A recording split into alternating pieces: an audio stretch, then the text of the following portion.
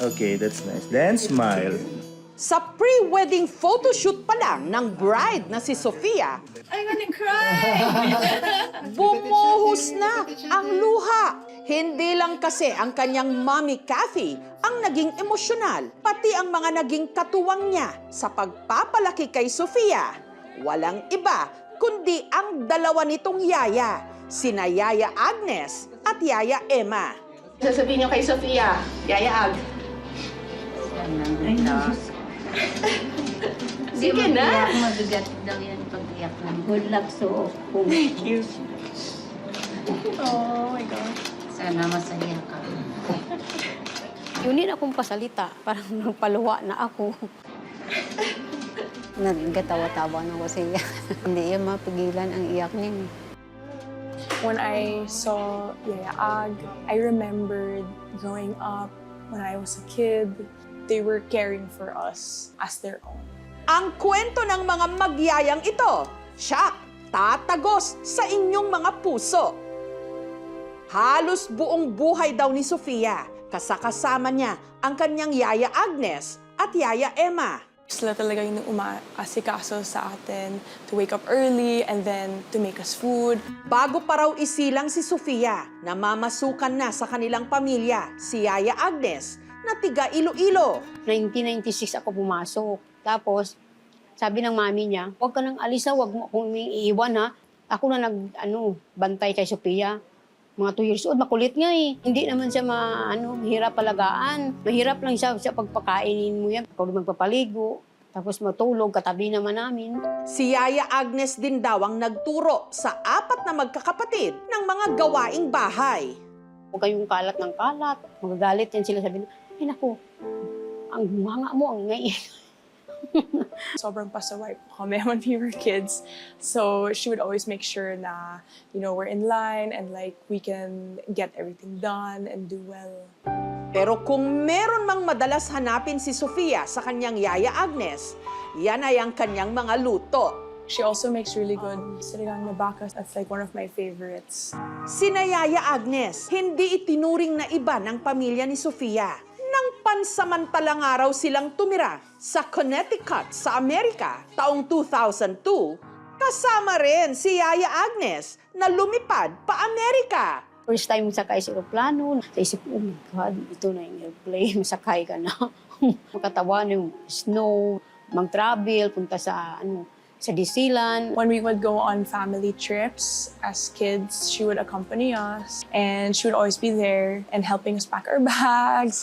Taong 2003 naman, nang namasukan sa pamilya ni na Sofia ang tiga Negros Occidental na si Yaya Emma. Mabilis daw na napalapit ang kanyang loob sa prinsesa ng pamilya.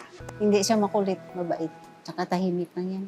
Kung si Yaya Agnes ang reyna ng kusina, si Yaya Emma naman daw ang toka sa paglalaba. If you just say, itong shirt na to, and then 5 minutes later, nandyan na siya. Yeah, so parang alam niya lahat, like inside out. So we know that we can count on her. Ibinuhos daw ni na Yaya Agnes at Yaya Emma ang kanilang oras, atensyon at pagmamahal kay Sofia at sa mga kapatid nito. Pareho kasi silang walang sariling mga pamilya. Si Yaya Agnes, tumandang dalaga. Wala akong anak, wala akong asawa. Ang kanyang oras daw kasi noon, itinuon niya sa pagtatrabaho para rin sa kanyang pamilya na naiwan sa Iloilo.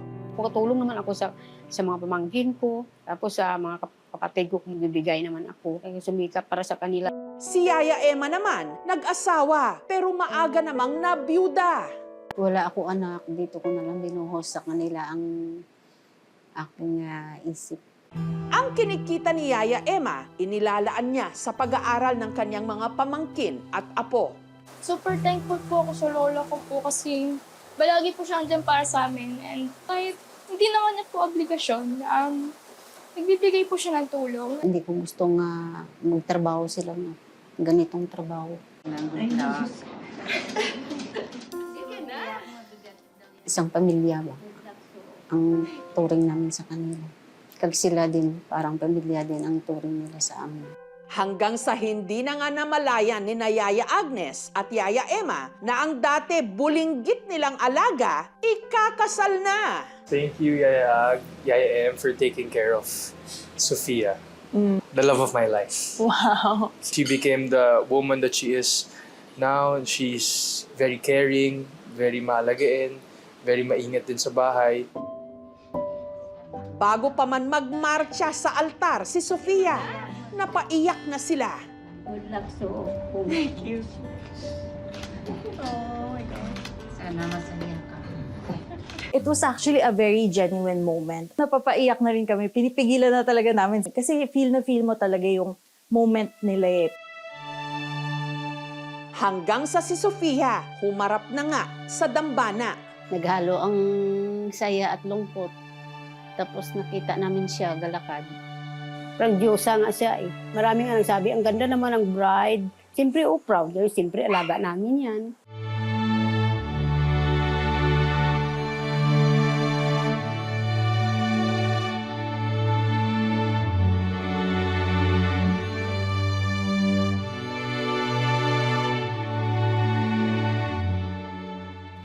Bago pa ikasal si Sofia, may isa siyang request sa kanyang beloved yayas.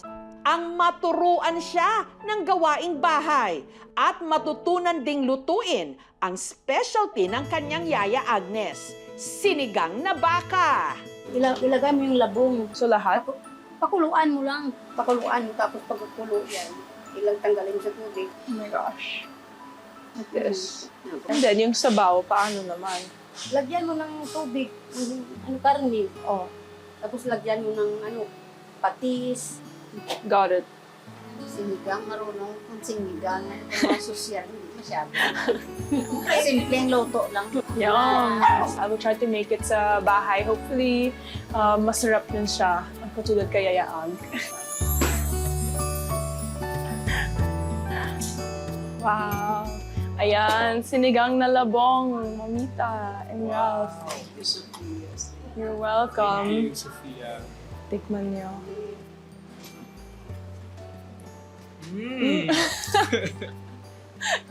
Sarap. Kumain na kayo.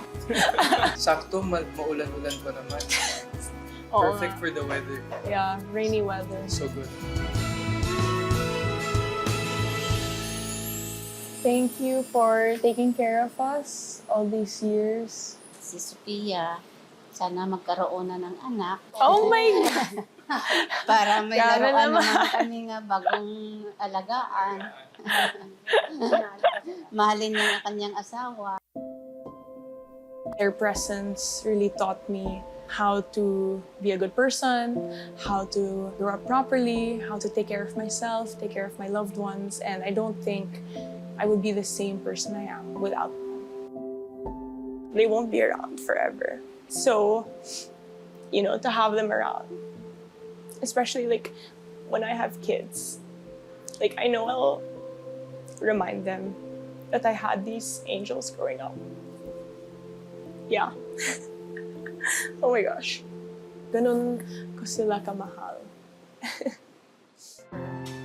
Sa pagbuo ni Sofia ng sarili niyang tahanan, baon niya ang pagmamahal ng 3 mga babaeng humubog sa kanya, ang kanyang ina at ang 2 pang inang piniling alagaan at mahalin siya na parang sariling anak. Sana masaya ka.